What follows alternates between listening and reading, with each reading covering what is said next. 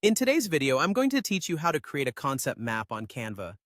Whether you're organizing your thoughts for a project or just brainstorming ideas, a good concept map can make a world of difference. We'll walk through the steps together, so by the end of this video, you'll be ready to craft your own stunning concept maps. To get started, go ahead and navigate to your Canva dashboard.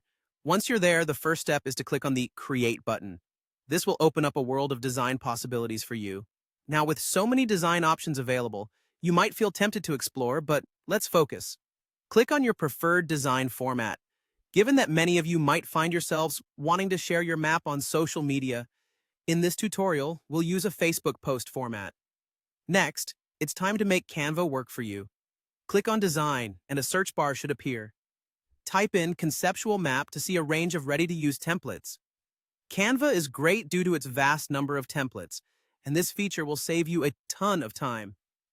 Take a moment to explore the options available. Some might be more visually appealing, others might be more functional. Ensure that you select a style that suits the purpose of your map and aligns with your personal or business branding. Once you've picked the template that catches your eye, it's time to dive into editing. Begin by clicking on the text areas within the template. You'll find it straightforward to change the text to suit your needs. Click on the text box, and you can easily type in your own content. This is where you can input your main ideas, branches, or categories you want to map. Remember, clarity is key here, so take your time to outline your thoughts succinctly. With your main structure in place, don't forget that Canva allows you to customize colors, fonts, and even add images or icons. Make sure that these visual elements enhance rather than clutter your map. It's these little touches that can make your concept map not only functional, but also visually compelling. And that's it. With these steps, you've crafted a concept map that's both detailed and visually appealing.